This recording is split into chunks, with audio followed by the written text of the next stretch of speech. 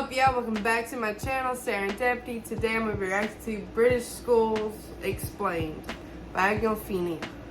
I feel like I've watched something about British schools before. I feel like we just keep everything pretty simple. I mean, you just got your pre-K and kindergarten, which is like 4 or 5 to about, what,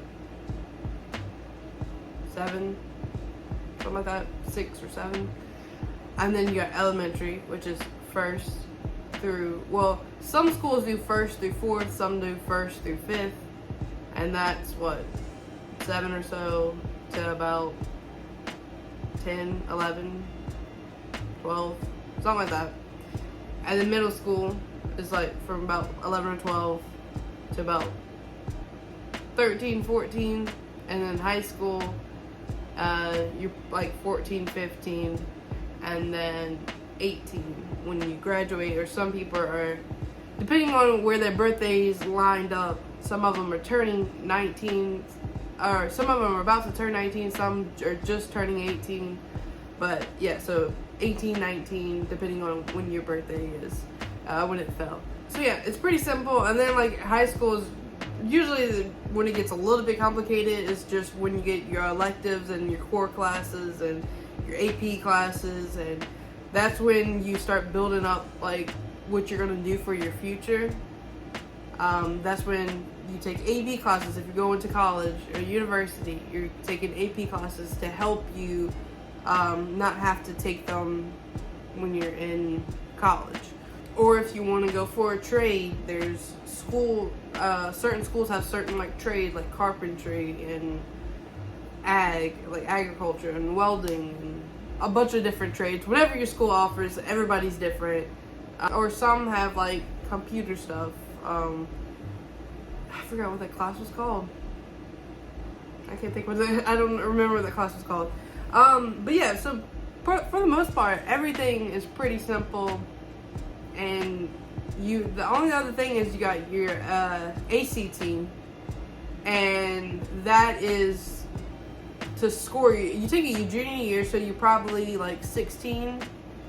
You're probably about 16 years old. You take your SAT, and that everybody takes it, no matter if you're going to college or not. Everybody takes it, and depending on your score, is if you can get into a 4-year college or not. And then if you get high on the ACT, like if you score really good, I think 30, let me hear about it, it's 30 something, like 35 or 36. So if you score 36, if you get 36, pretty much you're gonna have other schools saying like, you can pretty much go into almost any school you want. Any school will accept you. And you have pretty much, and then you have scholarships. And then that's when you get your scholarships, so you don't even have to pay for school, or you don't have to pay as much for school. Yeah, so if you're going to college, if you're going to go to a 4-year university, or if you're going to college, the biggest thing is your SAT scores, and that will help you so much in student loan debt and just getting to be able to go to whatever college you want. You be accepted in pretty much a lot of them. I mean, I don't know Harvard and those other like all those types of schools. I'm pretty sure you have to do other things, not just the SAT score, to be good. And then you have some colleges even like reaching out and actually like wanting you to come to them. It's been a while since I did the video. I don't really remember too much about it, but it was just like a lot. It was a lot of stuff. So let's see what this one. Let's see if this one's easier to understand. Hi, I'm Siobhan Thompson, and this is Anglophenia. Now, many of the most beloved stories from the UK are set in schools, all the way from Tom Brown's School Days to Harry Potter and the History Boys. But the British school system is remarkably different from that in the US, so much so that it's often the first thing that Americans ask me to explain to them. So, here is the Cliff's Notes version of how the British school system works, but study up because there's going to be an exam at the end of the video. Uh-oh. Public schools and state schools. What American... Yeah, I do remember that. Public schools in the UK are like private schools here. And public schools is like state schools there. Called private schools are called public schools in the UK, and what you call public schools, we call state schools. Yeah. There are also some private schools that don't call themselves public schools, they call themselves private or independent schools, but most of the ones that Americans are thinking about, you know, where people live in a mansion and wear a very silly uniform, are called public schools. Got it?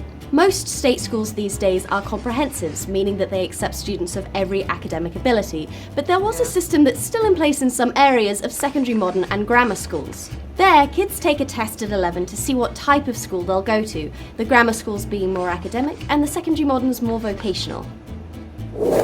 See, that's already in the public school. So like, you have, especially when you get to high school, a lot of things different, and that's when you really like spread out, because they have you do like, what do you think that you want to do in the future? Is it something like just a trade, or you wanting to go to a university? What are you wanting to do?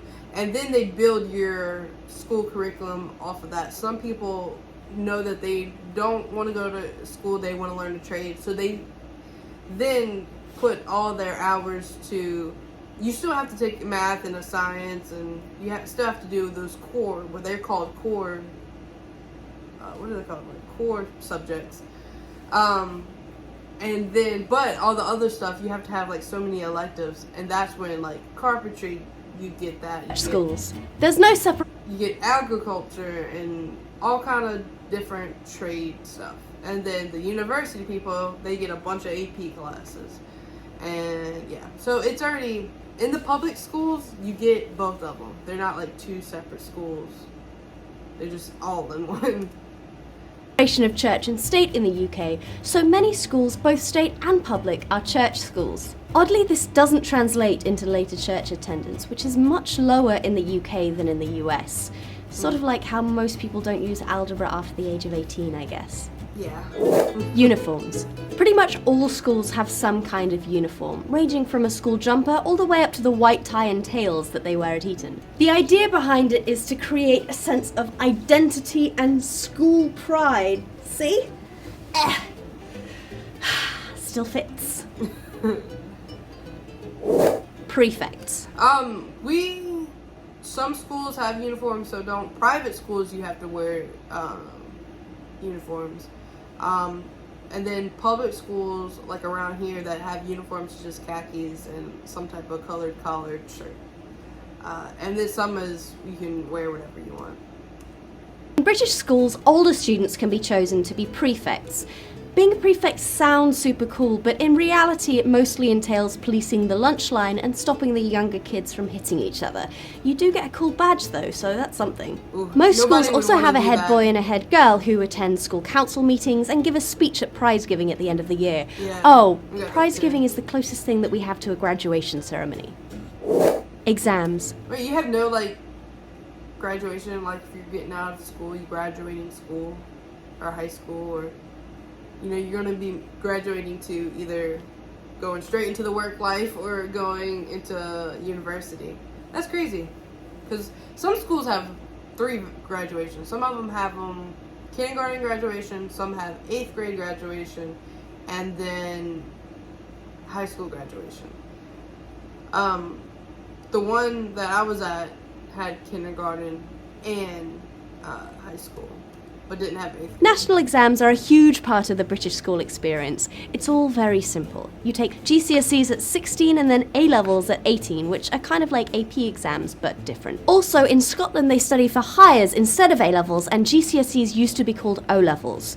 Also, AS levels happen in the middle of A-levels. Look, it's just, this is the most complicated bit, I promise. Revision. This is just what we call studying for exams. It's not a biggie, just a lot of people seemed confused about it. Juniors and seniors. Instead of the Oh, so that's just the, well, like, we have, like, big midterms, or exams at the end of each semester.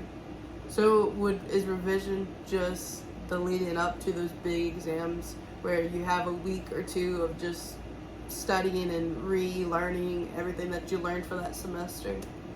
American system of elementary school, middle school and so on, most British schools are divided into juniors and seniors. Junior school, also called primary school, is for 4 to 11-year-olds, and senior school is for 11 to 18-year-olds. At some public schools, they divide it up a little differently. They have pre-prep from 4 to 7, prep from 7 to 13, and then senior from 13 to 18. See, that's about Sixth form.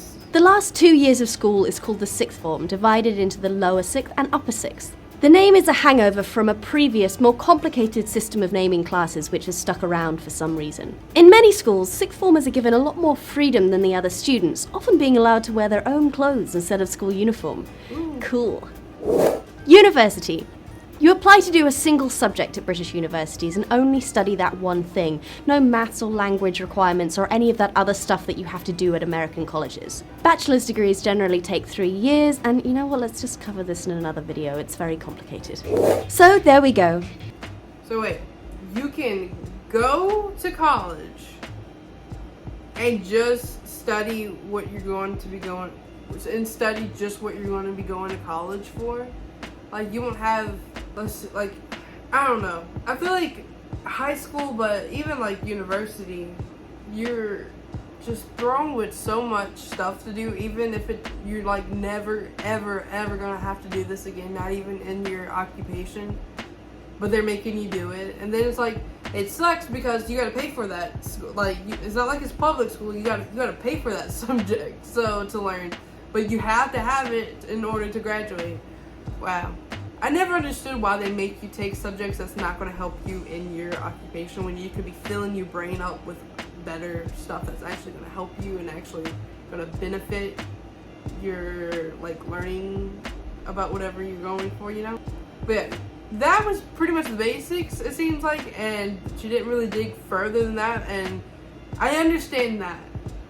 Now, if you probably go any further, I probably wouldn't understand. But, it's kind of crazy how something that we all share at school, like you go to school, is like so different, you know? You would think that would be one thing that's pretty similar, but no, it's not. Yeah, that's it. All I got for you. Thank you for watching the video. And like always, there's more to come, and I'll see you in the next one.